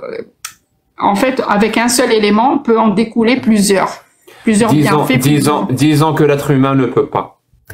Est-ce que c'est la preuve que Brahma existe? Ça peut être, ça peut. Ah, c'est bon, on est hindou, c'est bon, soumis, on a changé de religion. Non, c'est pas on est hindou, mais ça peut, parce que regarde par exemple la Terre, si on part de la biologie, la Terre, une seule Terre. Est-ce que vous savez ce que c'est? Est-ce que vous savez ce que c'est qu'un argument ou une preuve spécifique? Ça veut dire que c'est un argument, une preuve qui marche qu'avec ta religion. Ça peut pas marcher avec les autres religions. Ce que j'essaie depuis tout à l'heure de te montrer, peut-être maladroitement, je m'en excuse, c'est justement que ta façon d'argumenter de la création d'Allah, la même pourrait être utilisé par un hindou pour argumenter la création Oui, de Brahma. tu veux dire. Je vois ce Donc que ça, tu veux dire. ça veut dire que l'argument utilisé par l'imam Oui, Shafi'i mais si on était parle de ce débile. principe- Non, elle est pas débile parce que c'est le même créateur en fait, qui s'appelle Allah ou Brahma. Ah bon? ou, Donc Allah, il a très bien. Donc Allah, il a 4 visages et 4 bras. On est d'accord? c'est le même. Il est interprété par les humains de plusieurs façons. Et c'est le même créateur de l'univers. Donc c'est Allah, c'est le même dans toutes les religions, c'est le même. Et il est appelé différemment, mais on a le même Très bien. créateur. Est-ce que de c'est lui, l'humanité. est-ce que c'est lui qui a envoyé tous les livres? Si on est croyant, on est censé se dire ça. Oui. Non, toi, qu'est-ce que tu te dis? Est-ce que le Coran, c'est la parole de ce Dieu créateur ou pas? Alors, le Coran, je sais pas si ça part. Je pense, moi, honnêtement, ce que je pense, moi, personnellement, je pense qu'il y a eu un message de ce créateur vers ces humains. On s'en fout. Est-ce que le Coran, c'est la parole de ce créateur ou pas? Certainement. Après, ça a été certainement. Très bien. Très bien. Je sais pas. Je dis peut-être. Est-ce que le Vidas, c'est la parole de ce Dieu créateur? Comment ça, le Vidas? C'est le livre sacré hindou. Ah ben ça, je sais pas.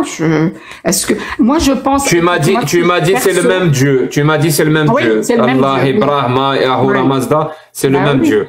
Et ben d'après toi, c'est le même Dieu et c'est Allah a envoyé le Coran. À la base, le même Dieu. Si Brahma c'est le même Dieu et Brahma a envoyé le Vidas. Donc est-ce que le Vidas c'est la parole d'Allah aussi?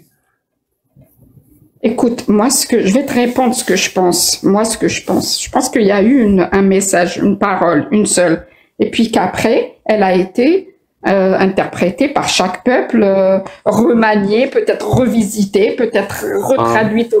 Voilà. Ça veut dire, elle a été tellement torturée, altérée, jusqu'à ce que les textes entre eux ne soient plus cohérents. Il y a des contradictions entre le Vidas et le Coran et la Bible. Ils ont tellement été dénaturés qu'on retrouve des contradictions. C'est comme ça que tu l'expliques. Certainement que oui, l'être humain n'est pas fiable. L'être humain, pour moi, n'est pas fiable. Et Dieu, il est fiable? Oui, Dieu est fiable, est censé être fiable, bien sûr. Comment un Dieu fiable n'arrête pas d'envoyer des livres et de dire des paroles, et il est tellement fiable que sa parole est tellement fiable que les êtres humains, aussi facilement que ça, la changent. Elle est où la fiabilité de Dieu? Non, mais Dieu, lui, dis-moi, est-ce que l'explication la plus plausible ne serait-ce pas, peut-être que ces livres-là se contredisent, justement, parce que c'est pas la parole d'un Dieu. C'est la parole des êtres humains. Et les êtres humains se contredisent entre eux. C'est tout. C'est une explication beaucoup plus rationnelle, beaucoup plus logique, beaucoup plus terre à terre, qui n'a pas besoin d'invoquer une puissance divine. Oui, ça se pourrait, mais ça se pourrait aussi qu'elle a été transformée, qu'il y a eu à un moment donné une parole divine. Mais pourquoi c'est cette explication? Pourquoi c'est cette explication-là, complètement alambiquée, complètement tirée par les cheveux, que tu privilégies? Tu sais quoi, je vais te raconter une histoire, comme ça tu vas comprendre ce que je veux dire. Non, j'ai compris ce que tu veux dire, mais moi... C'est pas grave, peut-être qu'il y a des gens qui nous écoutent, peut-être qu'il y a des gens qui nous écoutent qui n'ont pas compris. Disons, moi, j'ai une chambre blindée. J'ai une chambre blindée. Elle n'a qu'une seule porte. La porte aussi est blindée. Je rentre dans cette chambre, je mets un aquarium avec un poisson rouge et je laisse un chat dans cette chambre. Je sors, je ferme la porte à clé, j'attends une demi-heure, 45 minutes, je re-rentre dans la chambre, je trouve le chat, je trouve l'aquarium, mais le poisson rouge a disparu. Bah oui. Alors écoute, Dari, c'est présent, ton mort, me dit, si le poisson rouge a disparu, il me donne une explication. Il me dit que c'est parce que le poisson rouge s'est téléporté dans l'océan. Ah, je me dis, c'est une explication. Si le poisson rouge s'est téléporté dans l'océan, ça pourrait expliquer sa disparition. Clément Fraise, me dit non, non, non, non, non, c'est pas une question de téléportation, c'est une question de voyage dans le temps. Le poisson rouge, ça a voyagé dans le temps, c'est pour ça qu'il a disparu de l'aquarium. Ah, je me dis, si réellement le poisson rouge a voyagé dans le temps, ça expliquerait pourquoi il a disparu de l'aquarium. Là, Cassius Clay débarque, elle me dit non, non, non, non, non, ce n'est ni une question de téléportation, ni une question de voyage dans le temps. C'est juste que il y a une civilisation extraterrestre qui vit sur la planète Vulcain et cette civilisation sacralise les poissons rouges et pendant ton absence, elle est venue et elle a enlevé ce poisson rouge et elle l'a emmené sur sa planète. Et je me dis, ouais, si c'est réellement ce qui s'est passé, ça explique pourquoi le poisson rouge a disparu. Là, alors que c'est vraiment un voyage dans le temps. Hein. Là, il y a Amina qui me dit non, c'est le chat qui a mangé le poisson rouge. C'est pour ça que le poisson rouge n'est plus dans l'aquarium. Tu vois, on a plusieurs explications. Nous, on ne sait pas ce qui s'est passé. Il n'y a pas de caméra, on ne sait pas. À ton avis, quelle est l'explication la plus plausible? Celle qu'il faut privilégier. Si on veut rester rationnel. La première explication de la téléportation, la deuxième explication du voyage dans le temps, la troisième explication des extraterrestres, ou l'explication l'explication que le chat a mangé le poisson. Jacques, tu te fous de moi là, je pense. Absolument pas. Quelle est l'explication qu'il faut privilégier? Bah, tu me poses cette question comme si... Oui, pour qu'on avance, Donc, je pourrais la poser à n'importe qui. Ah, écoute, je pense que la réponse, tu la connais. C'est laquelle? Bah, la dernière. La dernière, merci. Mais est-ce qu'on va trouver quand même des personnes qui vont privilégier l'explication de Cassius, les extraterrestres? Je ne pense pas. À moins que ça soit une personne... On va faire l'exercice alors. Écoute bien, on a 3000 religions ou 4000 religions actuellement. Et toutes ces religions ont un livre divin. Elles se prétendent toutes divines, d'essence divine. Elles prétendent toutes que leur Dieu leur a envoyé ce livre, les 4000 religions. Et ces livres-là se contredisent entre elles. Ces religions se contredisent entre elles à travers leurs livres. Et ils disent pas la même chose. Ni l'histoire de ni sur la cosmogonie, donc l'histoire de la création, ni sur ils se contredisent. C'est pas la même histoire. C'est 4000 religions. Voilà, ça c'est un état de fait. Le poisson rouge a disparu et on a 4000 religions avec 4000 livres qui ne disent pas du tout la même chose. J'ai deux explications. Première explication, c'est que toutes ces religions n'ont rien de divin. C'est que juste des êtres humains qui ont dit on a un livre et se prétendent divin et c'est normal de trouver que ces livres-là se contredisent entre eux. Ça c'est la première explication. Deuxième explication, il y a un Dieu et c'est lui qui a envoyé tous ces bouquins-là. Il est tellement puissant, omniscient, omnipotent, il peut tellement tout qu'il n'arrive pas à préserver ses écritures et que n'importe quel être humain arrive à transformer ses écrits et on arrive en 2024 à des bouquins divins qui se contredisent entre eux. Quelle est l'explication la plus logique et la plus rationnelle qu'on doit privilégier? Déjà, on peut pas avoir 4000 religions de base. On a 4000 religions. Non, moi si je me fie au Coran. Quelle est l'explication? Tu m'as dit c'est impossible. Tu m'as dit c'est impossible qu'on trouve que quelqu'un. Moi je les considère pas des religions. Déjà l'hindouisme, moi je le considère pas comme une religion, mais comme une philosophie. L'islam aussi c'est pas une religion. Je sais pas ce que c'est, mais je sais pas. Alors, quelle est l'explication la plus plausible? Je t'ai donné deux explications. Écoute, c'est ton avis, mais après on a des avis qui divergent. Tu peux pas. Madame, je t'assure, si tu ne me respectes pas, je vais te bloquer. Je viens de passer littéralement. Je vais te dire, je viens littéralement de passer 15 minutes à poser quelque chose, à donner des exemples et à poser cette question. Si tu l'ignores juste comme ça, il n'y a aucun respect de ta part pour moi. Je viens de me fatiguer, je viens de dépenser de l'énergie et du temps pour poser une question. Ça a pris du temps, entre 10 et 15 minutes, mais c'était nécessaire. Tu n'as pas le droit de l'ignorer juste comme ça. Je prends ça vraiment comme un affront et comme un manque de respect. Alors, je te repose la question. Il y a deux explications. Je t'ai donné la première. Tous ces livres-là sont humains, sont des sens humains, c'est pour ça qu'ils se contredisent. Deuxième explication, il y a un Dieu. C'est juste que il peut pas sauvegarder sa parole et c'est lui qui a envoyé tous ces livres-là. Et ces livres-là se contredisent entre eux.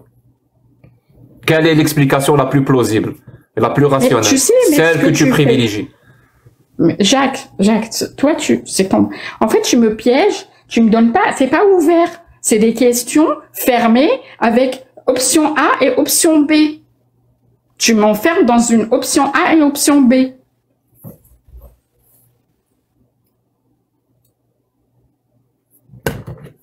Merci beaucoup. De rien.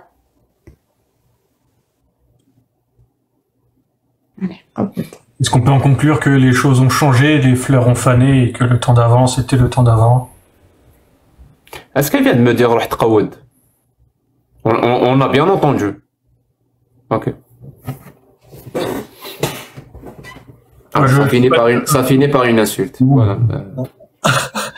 Un mot d'amour empoisonné. C'était le temps d'avant.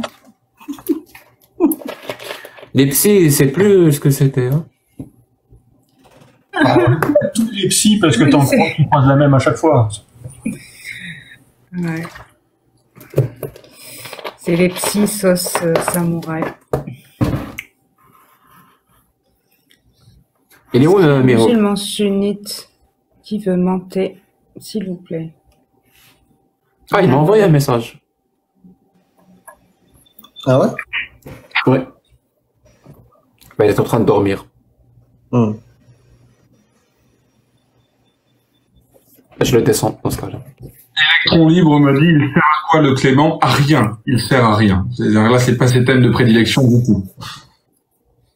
C'est notre argument d'autorité. Costard, voilà.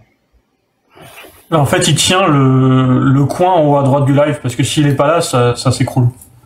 C'est de la pure physique. Qui est Lavoisier? Bon, je vais fermer dans pas longtemps. Je laisse l'opportunité à chacun de dire un mot, peut-être que ça lui tient à cœur ou quelque chose comme ça. Merci beaucoup. Aujourd'hui, c'est vraiment un live spécial. Je suis désolé pour ceux qui ont l'habitude de d'autres types ou d'autres formats de live. Aujourd'hui, je l'ai annoncé vraiment partout que c'était un live spécial zététique et esprit critique. Mais à partir de la semaine prochaine, ou à partir de mardi, on va voir, les lives en français de débat sur l'islam sunnite vont reprendre. Ça, c'est sûr et certain. Honneur aux femmes. Donc, on va commencer par Dari. Alors, Casus, je vois pas pourquoi tu rigoles. Si j'ai envie de me genrer comme une femme ce soir pour parler en premier, je le ferai. Voilà. Merci Jack. Déjà, je te trouve fort à mon goût. Comme toujours, on en a beaucoup parlé hier. Je sais que c'était gênant parce que on se connaît pas encore très bien. Mais bon, il se passe moi j'ai senti quelque chose. Après, est-ce que c'est réciproque? Ne me dis pas tout de suite. On en reparlera la prochaine fois. Non, merci pour l'invitation. On n'a pas énormément parlé de la censure de Grimaud, mais on a échangé un petit peu avec Mandax et c'était cool. C'est vrai, c'est vrai. Mais t'inquiète, c'est pas. On en a parlé la dernière fois quand tu m'as présenté à tout le monde, donc c'était chouette. Moi, ça m'a permis de poser mes questions sur l'efficacité des méthodes de Sam et de Thomas. Ils fonctionnent pas pareil les deux, mais je pense que ça a des effets quand même. Donc c'est bien qu'ils continuent à coexister ensemble. Et moi, je continuerai à venir squatter tes lives et les lives des autres parce que j'aime bien dire de la merde. Voilà. Merci. Merci beaucoup, Thomas. Clément? Oui. Merci. Merci infiniment pour l'invitation et pour l'opportunité. Alors, j'ai plus été spectateur ce soir qu'acteur. Néanmoins, c'était très intéressant de voir Sam et Mandax s'affronter dans des visions qui étaient différentes. Et voilà, bien que bien que l'islam ne soit pas un sujet de prédilection, j'apprécie les ambiances de ce live, j'aime infiniment me faire insulter dans le chat, et puis je pense que j'apprends aussi beaucoup de choses. Donc au plaisir de revenir avec plaisir. Au plaisir de revenir avec plaisir, c'est la preuve qu'il faut que j'aille me coucher. Voilà. Ben, bonne nuit. Vas-y Amir. La classe ce soir. C'est ça le mot que je retiens. Pour deux choses, on a ces deux-là qui sont là et toutes les autres personnes qui sont passées. Monsieur Sam, la tranche en biais et encore la classe. Encore cet effet-là d'avoir, tu vois, de tomber sur lui et d'être encore impressionné quand j'ai vu la prestation sur le magnétisme. Voilà. Voilà. C'est pour ça que je viens tous les soirs. J'essaie de faire l'éponge et d'apprendre. Voilà, c'était cool. C'était cool d'être là. Merci beaucoup, Amel. Charlie? Ouais, merci beaucoup pour ce live. J'en ai profité pour faire un petit test avec le fameux slip de la Discord. Et j'ai remarqué que quand j'avais un certain drapeau, les gens étaient plus ou moins véhéments, et quand il y avait un autre drapeau, le drapeau français en l'occurrence, c'était moins véhément. Je pointe juste pas une incohérence, mais je pointe un problème, ou je sais pas comment le dire, mais je pointe le fait que certaines choses sont sacralisées ou sont placées sur un certain piédestal et que d'autres ne le sont pas. Bon, je suis désolé si c'était pas le moment, je pensais que c'était le moment. Bon, ça c'est autre chose, mais merci en tout cas pour ce live qui était fort intéressant, et comme d'hab, tu fais partie des gens que j'apprécie écouter et que j'apprécie débattre. Merci beaucoup de ton travail. Merci beaucoup. Cassius, tu as un mot à dire? Oui, merci pour ce live, parce que ça faisait longtemps, c'est des années moi que j'attendais un live comme ça, je le dis, et de pouvoir y participer, waouh, merci beaucoup pour cette opportunité, vraiment. Et je t'ai senti un peu stressé. J'étais émue, j'étais très émue. Je saurais pas l'expliquer, je m'y attendais pas du tout, et ouais, ça m'a émue. Vraiment, c'est un petit peu comme s'il y avait une concrétisation là qui arrivait, et je vois et ça m'enjoue, ça m'emballe, c'est magnifique, j'adore ça. Donc merci vraiment Jack pour ce que tu proposes et ce que tu nous permets de partager. Voilà, merci. Merci à vous. Le meilleur pour la fin, Amina. Comme d'habitude, live au top. Donc, désolé encore pour ceux qui attendaient les débats avec avec les sujets. C'est pas la thématique pour aujourd'hui, oui. On fait ça tous les jours, hein. On peut se calmer un petit peu et parler d'autres choses de temps à autre. Donc, non, mais parce que je sais pourquoi je dis ça. Donc, voilà. Merci encore, Jack. Merci à tout le monde. Et puis, à demain. Merci vraiment à tout le monde.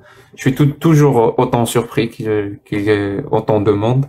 Donc je vous remercie d'être aussi fidèles. Je suis toujours très heureux de vous retrouver chaque vendredi et de faire ce que j'aime, parce que moi j'adore ça. Je sais pas pour vous, mais moi j'adore ça. Donc, et surtout, je suis très content d'avoir pu organiser cette rencontre entre Monsieur Sam et Dr Thomas Durand.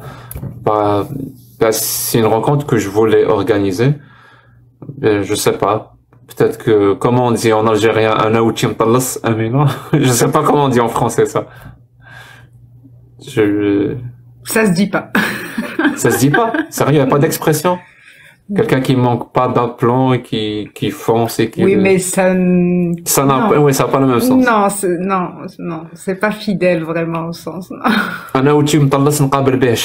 Ça veut dire, littéralement, ça veut dire, voilà, mon visage est plein de crasse et je peux même, comment dire ça? Je peux même, affronter avec mon visage le mauvais temps, la tempête, la pluie, n'importe quoi.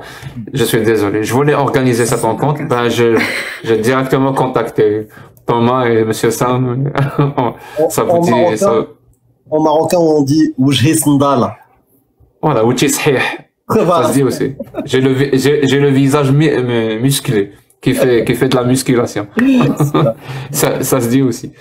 Donc vraiment, je voulais l'organiser, donc je l'ai contacté. Et tous les deux étaient vraiment, j'ai pas du tout eu de refus ou quoi que ce soit. Les deux étaient très contents d'accepter de pouvoir discuter de ça. Je savais qu'il y avait quelques divergences entre eux. Et je pense que quand ça passe comme ça directement entre eux, sans passer par d'autres personnes sur Twitter qui font le lien entre eux et qui parasitent complètement l'échange et qui enveniment la situation. En tout cas, moi, c'est ce que je pense. Peut-être que j'ai tort de penser ça, mais je pense que laisser l'échange se produire sur Twitter à travers des profils qui ne veulent qui existaient, je sais même pas comment dire ça, qui existaient à travers d'autres personnes. Voilà, et suivez mon doigt, voilà. Vous savez très bien de qui je parle. Non, c'est pas toi. Donc, j'étais vraiment très content. C'était exceptionnel aujourd'hui pour le coup. Donc, à partir vraiment de la semaine prochaine, on reprendra les lives. Je serais très intéressé de connaître le live, de le revoir en replay. Il sera sur ta chaîne? Bien sûr. Je le mettrai le plus tôt possible. On nous réclame, beaucoup nous réclament la musique une guitare de fin. Une chanson de fin. Moi, si je chante et Casus le sait, je vais mettre tout le monde en PLS. On regarde la musique que je t'ai envoyée. J'ai envoyé à Casus une cover que j'ai enregistrée il y a quelques jours. Vous savez quoi? Donc un truc on va le faire. Mais c'est Casus qui va interpréter une chanson qui fait des ravages actuellement. De fierté. Ouais, en rapport avec la fierté. La saturation, ça va là? Vas-y. Hey. Ok.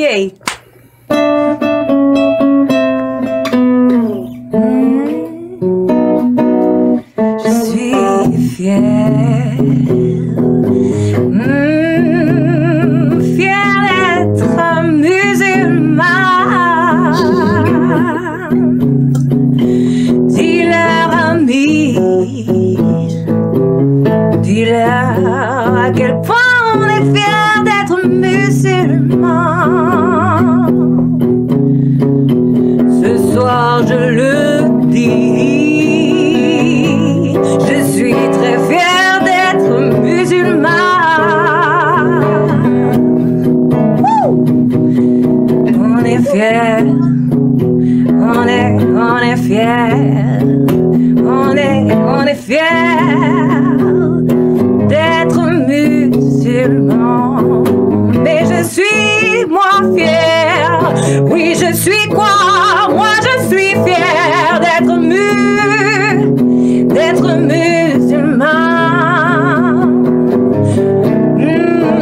Amir dis-le, Jack aussi. On est fiers d'être musulman.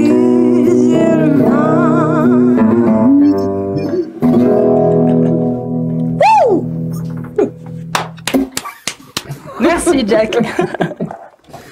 Tu as oublié Jack le fou. Il est fou. Il est vraiment fou.